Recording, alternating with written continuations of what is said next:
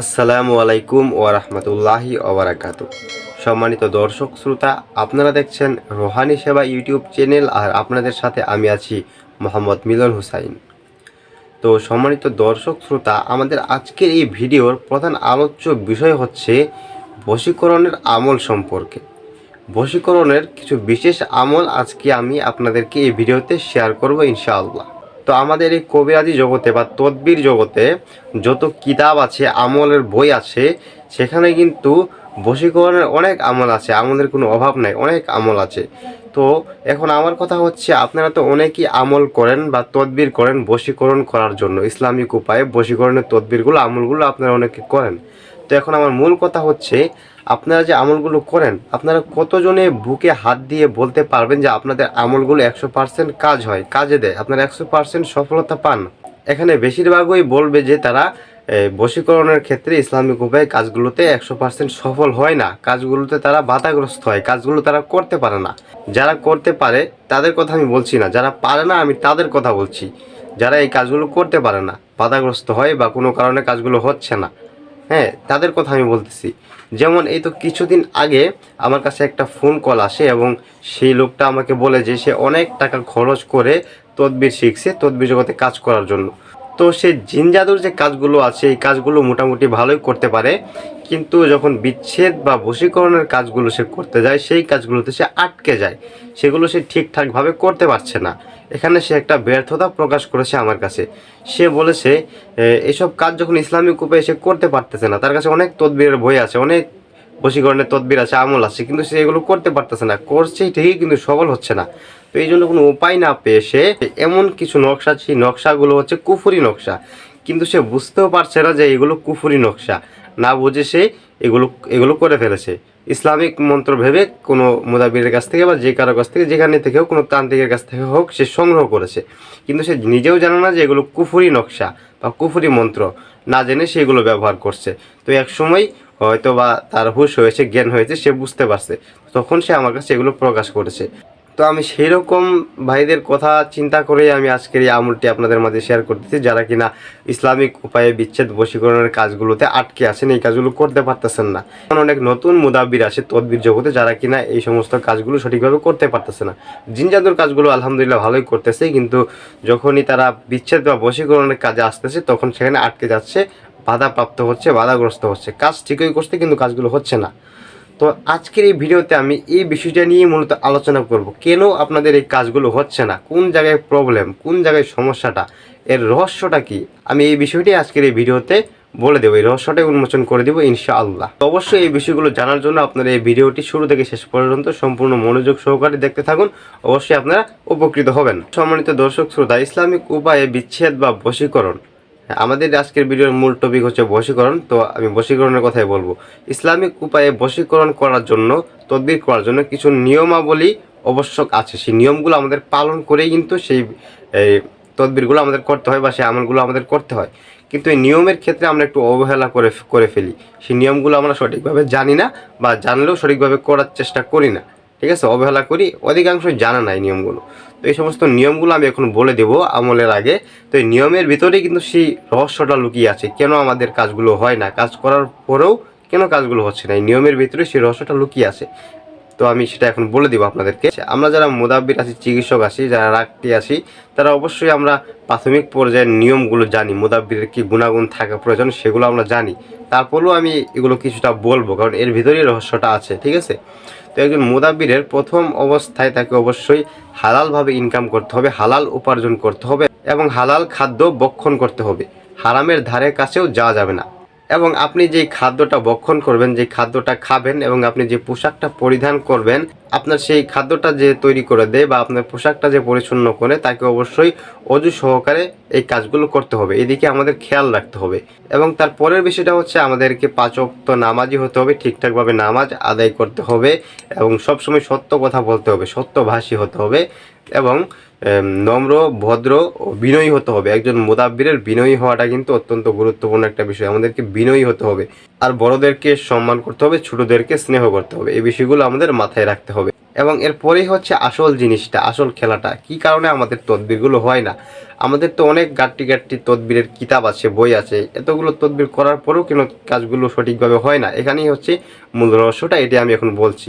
দেখুন, প্রত্যেকটা তদবিরের পিছনেই কিন্তু একটা করে জাকাত থাকে, নির্দিষ্ট নিয়মে একটা জাকাতের কথা বলা থাকে। সেই জাকাতগুলো আমরা জানি না বা আমাদেরকে শেখানো হয় না। যদিও কমন কয়েকটা জাকাত আমাদের শেখানো হয়, যেমন হচ্ছে বিসমিল্লাহ শরীফের জাকাত এবং সূরা ফাতিহার জাকাত। এগুলো কমন বিষয়, এগুলো আমাদেরকে শেখানো হয়, কিন্তু যে আসল বিষয়গুলো সেগুলো আমাদেরকে শেখানো হয় না, বা আমরা শিখতে পারি না, বা আমরা জানতে পারি না কোনো কারণে।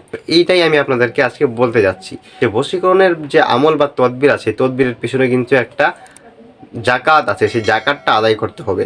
সেটা আমরা কয়জনে করি বা আমরা কয়জনে জানি, আমাদেরকে কয়জনে এটা শেখায়, ঠিক আছে? এই জিনিসটা আমাদেরকে মাথায় রাখতে হবে। তো জাকাত আদায় করার পর আপনি যেই তদবিরটাই করেন না কেন, বশীকরণ বলেন বা বিচ্ছেদ বলেন, সেই কাজটি 100% হবে, 100% গ্যারান্টেড, আমি বলে দিচ্ছি, ঠিক আছে? তো আমি যে আমলটা দিব এখন, সে আমলের জাকাতের নিয়মটা আমি এখন বলে দিচ্ছি, আপনারা মন দিয়ে শুনবেন। আমি আপনাদেরকে জাকাতের নিয়মটা বলে দিচ্ছি, তারপর আমলটা বলে দেবো ইনশাআল্লাহ। তো সম্মানিত দর্শক শ্রোতা, আমি যে তদবিরটা এখন দিব, সেটার জাকাত আদায় করার জন্য আপনাকে প্রথমে এমন একটা স্থান বেছে নিতে হবে, যে স্থানটা সম্পূর্ণ নির্জন, যে স্থানে মানুষজন খুব কমই চলাফেরা করে, ঠিক আছে? এরকম একটা স্থান বাছাই করতে হবে, এবং গভীর রাত্রিতে, রাত যখন নিস্তব্ধ হয়ে যাবে, নিঝুম হয়ে যাবে, তখন আপনাকে ওই স্থানে বসে এই জাকাতটা আদায় করতে হবে। অথবা আপনি একটা ঘর তৈরি করতে পারেন, আসন ঘর, যেখানে আপনি ছাড়া আর কেউ থাকবে না, এরকম একটা ঘরে বসেও আপনি আমল করতে পারেন।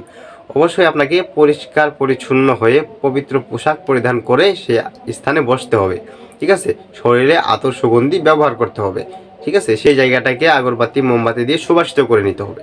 তো এরপর আপনি ক্যাবলা দিক করে জায়নামাজ বিছিয়ে বসবেন। বসার পর প্রথমে চোখ বন্ধ করে, পুরো আমলের চোখ বন্ধ থাকবে, চোখ বন্ধ করে আপনি প্রথমে 3 বার ইস্তেগফার এবং 11 বার দুরূদ ইব্রাহিম পাঠ করবেন।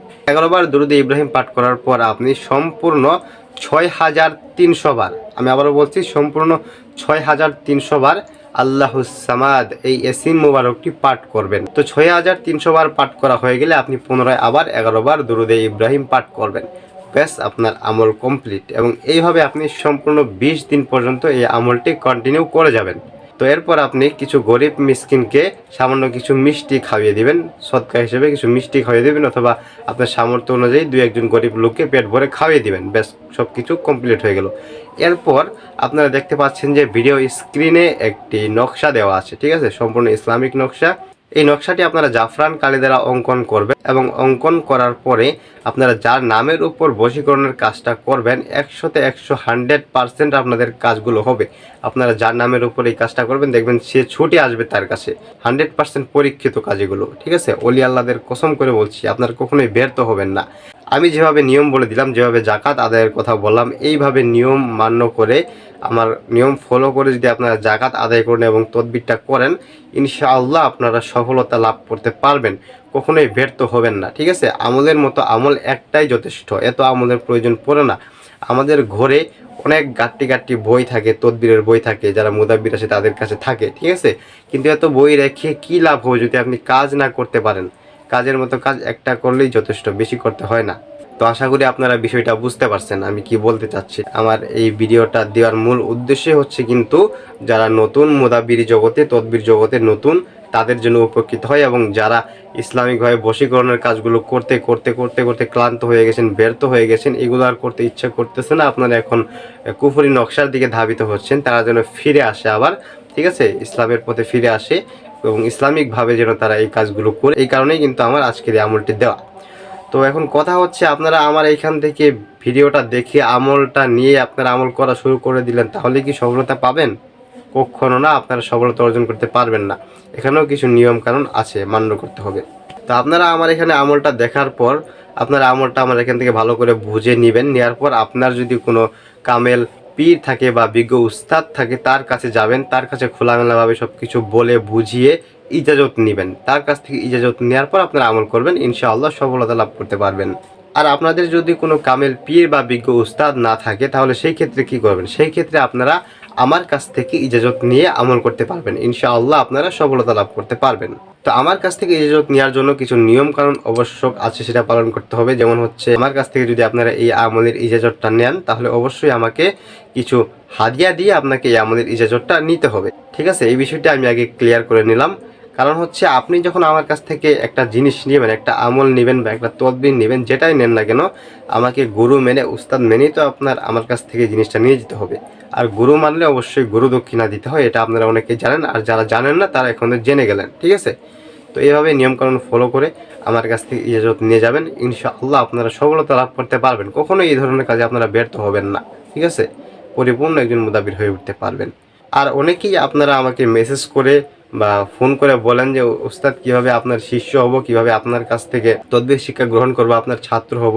তো যারা আপনারা আমার কাছ থেকে শিক্ষা গ্রহণ করতে চান, ছাত্র হতে চান, আপনারা আমার ইমো এবং হোয়াটসঅ্যাপ নাম্বারে যোগাযোগ করবেন। ভিডিও ডিসক্রিপশন বক্সে এবং ভিডিও স্ক্রিনে আমার ইমো এবং হোয়াটসঅ্যাপ নাম্বার দেওয়া থাকবে, আপনারা যোগাযোগ করতে পারেন, কোনো সমস্যা নেই। তো সম্মানিত দর্শক শ্রোতা, এই ছিল আমাদের আজকের মহামূল্যবান আমলটি। আশা করি আপনারা সকলেই আমলটি ভালোভাবে বুঝতে পারছেন। আর আপনাদের যদি কারো কোথাও বুঝতে কোনো প্রকার অসুবিধা হয়ে থাকে তাহলে অবশ্যই আপনারা কমেন্টে জানাবেন, ইনশাআল্লাহ আমি ভালোভাবে বুঝিয়ে দেওয়ার চেষ্টা করব। তো সম্মানিত দর্শক শ্রোতা, আজকের মতো এই পর্যন্তই। দেখা হবে আবার অন্য কোনো ভিডিওতে। সেই পর্যন্ত ভালো থাকবেন, সুস্থ থাকবেন। আল্লাহ হাফেজ।